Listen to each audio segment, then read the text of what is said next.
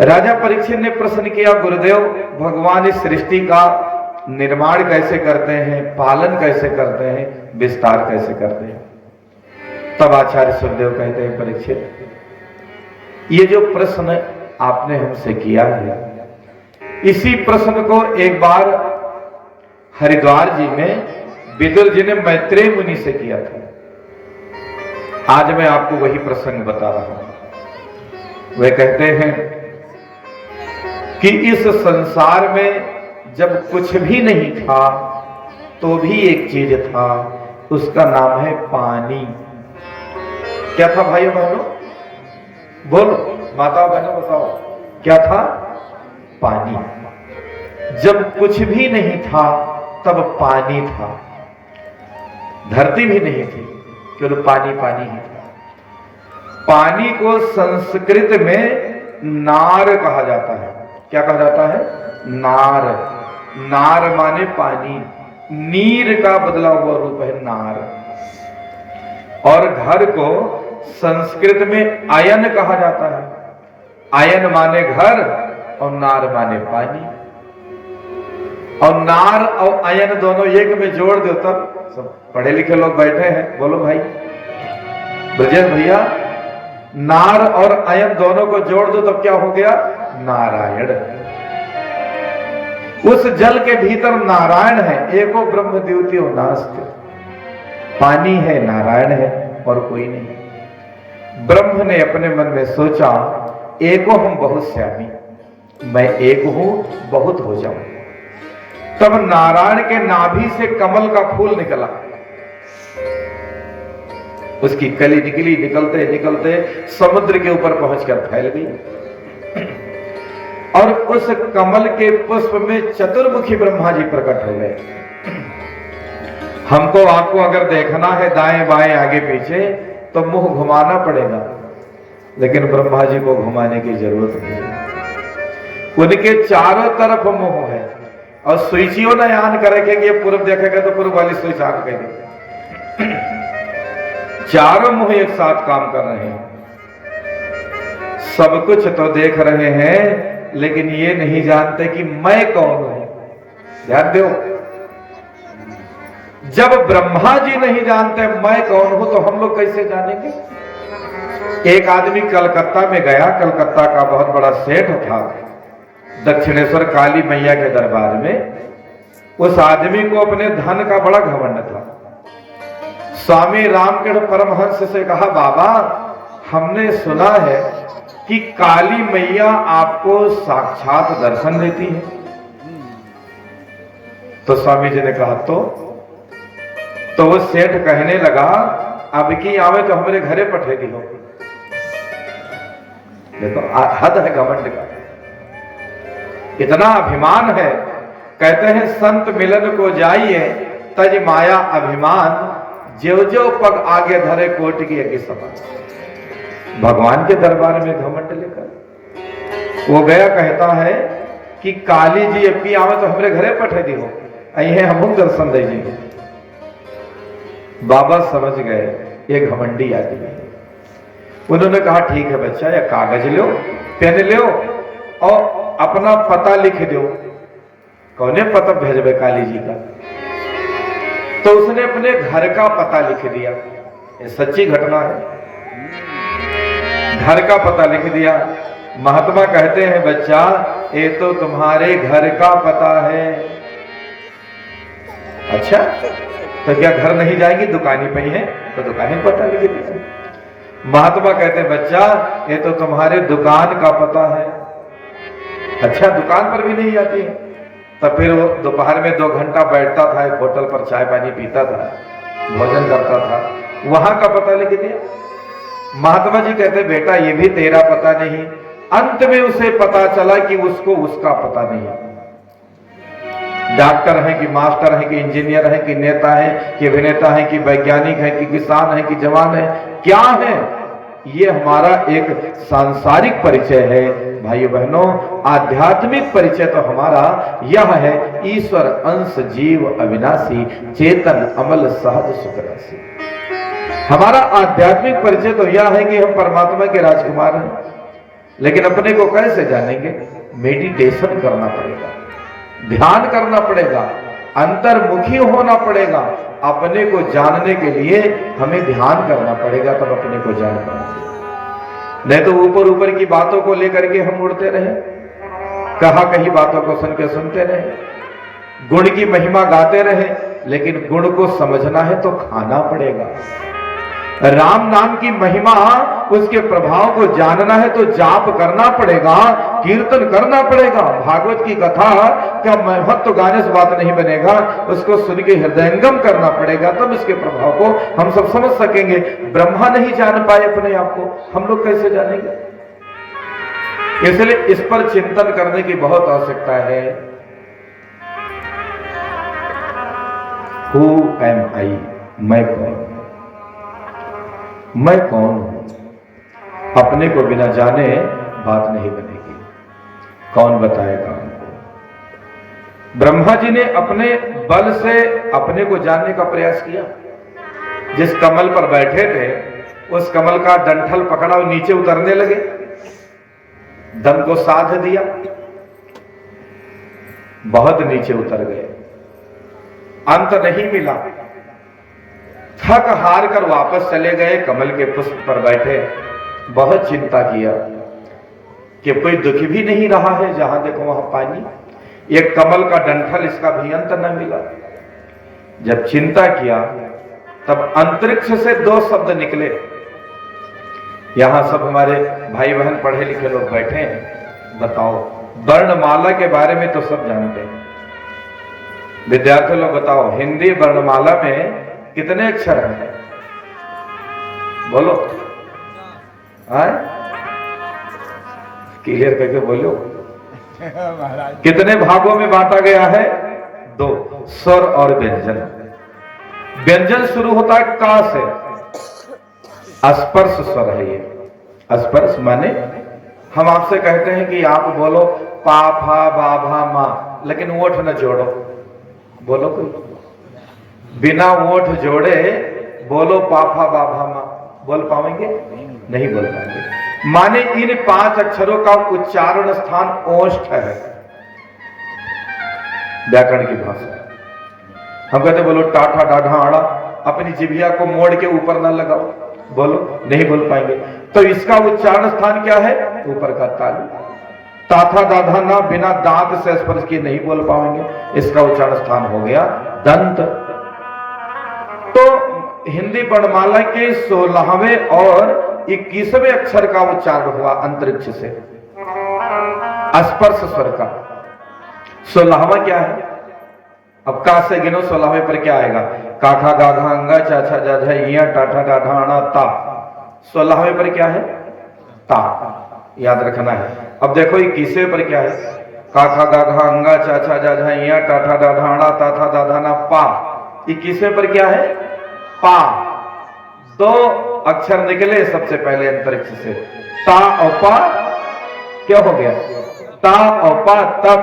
ब्रह्मा जी, अपने को जानना इतना आसान नहीं है। जिस पुरुषार्थ से आप जानना चाहते हो कभी ना जान पाओगे, तप करना पड़ेगा। अपने को समझना है तो तप करना पड़ेगा।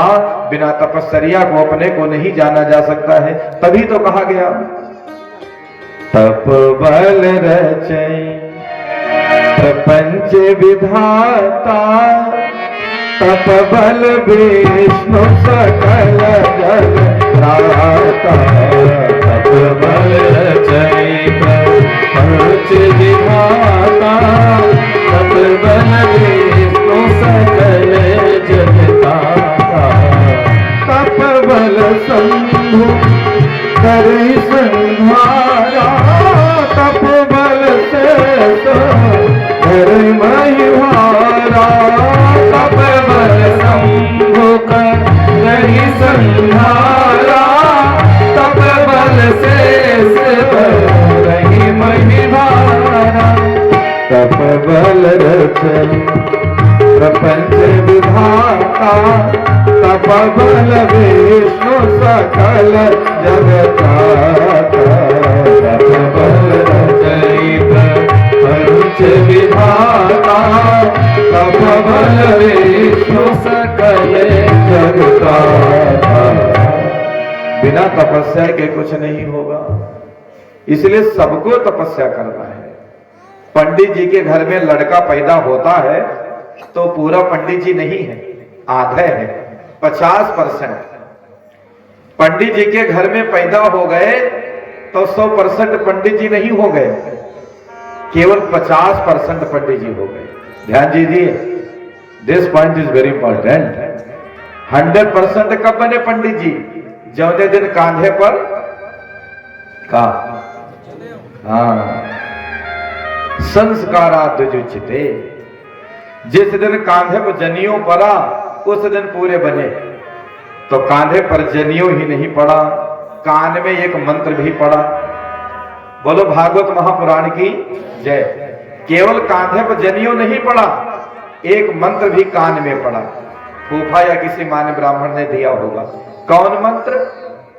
बोलो। यहां हमारे कितने भाई ऐसे बैठे हैं जो जनियोधारी हैं, यज्ञोपवीत वाले? वाह, बहुत बढ़िया। बहुत जने आधे उठाए हो, यह का मतलब? ठीक, हाथ नीचे कर लीजिए। अच्छा, यज्ञोपवीत उतारी कितने लोग हैं? यज्ञोपवीत धारी माने देखे जनियो होगा पहिरे हैं, और यज्ञोपवीत उतारी हुए कि जनियो बाद उतार के खोटी टाक दी, खोटी जनियो भारा। कितना उल्लास मनाया गया, कितना पैसा खर्च हुआ जनियों में, और उतार के खोटी टाक दिया। ये जनियो डोरा नहीं है, समझ लीजिए। हम लोगों के नजर में भले ही लगे कि डोरा पहने हैं। यज्ञोपवीतम परमम पवित्रम प्रजापतिर्य सहजम पुरस्तात् आयुषमग्रम प्रतिमुंच शुभ्रम यज्ञोपवीतम बलमस्तु तेजा। यदि आपने अपने कांधे पर 96 चावा का शुद्ध जनेऊ धारण किया है तो भूत प्रेत पिशाच नकारात्मक शक्तियां किनारे नहीं आ सकती। इसलिए बंधुओं, यज्ञोपवीत जब पड़ा था तो कान में एक मंत्र पड़ा था। किसी को याद हो तो बताओ, जनियो भवा रहा तो कौन मंत्र मिला रहा? याद है? आए?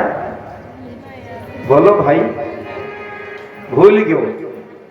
जो मंत्र मिला था उसको बिना जप लिए 5 मिनट पानी नहीं पीना चाहिए है? और यही नहीं याद है कि कौन मंत्र मिला था, तब तो गड़बड़ है। गायत्री मंत्र। कौन सा मंत्र? गायत्री मंत्र। जब जनेऊ होता है तो कान में केवल एक ही मंत्र दिया जाता है और उसका नाम है गायत्री मंत्र। गायत्री के बिना कोई ब्राह्मण नहीं हो सकता। गायत्री ब्राह्मणों की कामधेनु है। और मैं आपको विश्वास दिलाता हूं कि 3 माला गायत्री मंत्र आप रोज जप के देख लो, जिंदगी में चाहे जितनी कष्ट कठिनाइयां होंगी आपके पास में आकर के वो अपना दुख मोड़ देंगे, लेकिन निरंतरता होगी तब। जिसके बल पर ब्राह्मण बने हो, जिसके बल पर जनेऊ हुआ है, वो मंत्र नहीं याद है तो कैसे बात करेंगे? आप 20 लाख की गाड़ी खरीद लाओ, मन तेले न पड़ा हो तो कौन काम है कौन काम है? इसलिए मंत्र जाप जरूर ध्यान रखें। खासकर जिनका जनेऊ हो गया है उनको मेरी विशेष प्रार्थना है कि बिना तपस्या के बात नहीं बनेगी। आदमी कहता है कर्म ही पूजा है। आज का आदमी तर्क देता है कि पूजा पाठ सब बेकार है, जौन कर्म करता वही पूजा हो। अरे तो कर्म तो चोरों करत है। बोलो भाई, जब कटवा कहीं कर्म नहीं कर रहा है, वो भी तो कर रहा है। चोर, चंडाल, आतंकवादी, इंटरनेशनल चोर, साइबर चोर, सब तो अपना कर्म कर रहे हैं। घुसखोर भी तो कर्म कर रहा है, तो क्या उसको भी पूजा कह देंगे? बोलो भाई, जब किसी से कह दो भैया पूजा पाठ करा करो, माला जपा करो, तब कहते हैं कर्म ही पूजा है। अरे तो कर्म तो पूरा संसार कर रहा है। क्या चोर कर्म कर रहा है वो भी पूजा है? बोलो भाई, वो भी तो कर्म कर रहा है। दुनिया में ऐसा कोई व्यक्ति है जो नहीं कुछ कर रहा है? हर कोई कुछ ना कुछ कर रहा है। कहीं में भैया कुछ ना ही करत है, कहीं तब क्या करते हैं, कहीं आराम करत है, तो आराम तो करत है। ऐसा कोई है ही नहीं कि जो कुछ करता ना हो। सब कोई कुछ ना कुछ करता है, कुछ नहीं करता तो आराम करता है, वो भी करता ही है। तो क्या सब पूजा है? कर्म ही पूजा है? This point is not fact. ये 100% सही नहीं है। कर्म तो सब करते हैं, लेकिन कौन कर्म करना है, कौन कर्म नहीं करना है, ये हमें कौन सिखाएगा? धर्म सिखाएगा। ध्यान दीजिए भैया कि कौन सा कर्म हमको करना है, कौन नहीं करना है, ये धर्म सिखाएगा। और जो धर्म सिखावेगा वही कर्म पूजा है। ध्यान दीजिए भैया, जो धर्म सिखावेगा वही कर्म पूजा है, सब कर्म पूजा नहीं है। कर्म पूजा तो है, लेकिन जो धर्म सिखा दे वही कर्म पूजा है महाराज। तो आज ब्रह्मा जी को आकाशवाणी भई, अपने को जानना है तो तप करो। तब 1 सहस्र दिव्य वर्षों तक ब्रह्मा जी ने तपस्या किया, और जो काम पुरुषार्थ से नहीं हुआ वो प्रार्थना से हो गया। नारायण उनके सामने प्रकट हो गए, अपने लोगों का दर्शन कराया। ब्रह्मा जी स्तुति करने लग गए। सशंख चक्रम सकरीट कुंडलम सपीत वस्त्रम सरसीरुहे क्षणम सहार वक्षस्थल कौस्तभस्त्रियम नमामि विष्णुं शिरसां चतुर्भुजम। भगवान ने अपने लोगों का दर्शन कराया, ब्रह्मा जी को स्पर्श किया और कहा, ब्रह्मा जी अब हमारा निर्देश है, जगत का निर्माण करो, सृष्टि का निर्माण करो। बोलिए भागवत महापुराण की जय। सभी दानदाताओं को बहुत बहुत आशीर्वाद। अब हमारे स्वभाव में शुक्रिया वाला नहीं है, इसलिए क्षमा करिएगा, लेकिन आप जो यहाँ चढ़ा रहे हैं, भगवान का सबको आशीर्वाद मिले। नहीं तो भैया अधिकतर सब कथावाचक कोई दक्षिणा चढ़ाता है तो 5 मिनट बनाए बनाए शुक्रिया अदा करते हैं, इससे कथा में बाधा आती है। लेकिन आपने यदि चढ़ाया है तो बहुत बहुत आशीर्वाद है। आप जाने, भगवान जाने, व्यासपीठ जाने, सबको मन से आशीर्वाद है।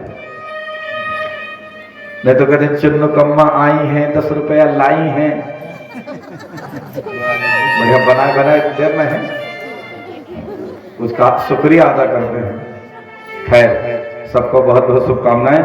बगही गांव बहुत समझदार लोगों का गांव है, ये हंसी मजाक में मैं नहीं कह रहा हूं, क्योंकि यहाँ हर चेहरे पर हमें लग रहा है कि कितनी जिज्ञासा है आप लोगों में आध्यात्म को जानने की, समझने की। भाइयों बहनों, यहाँ मनोरंजन नहीं है, यहाँ मनोमंथन है, और सबके मन का मंथन हो, भागवत का ज्ञान सबके जीवन में उतरे। आज नारायण ने ब्रह्मा जी से कहा, ब्रह्मा जी आप जगत का निर्माण करो।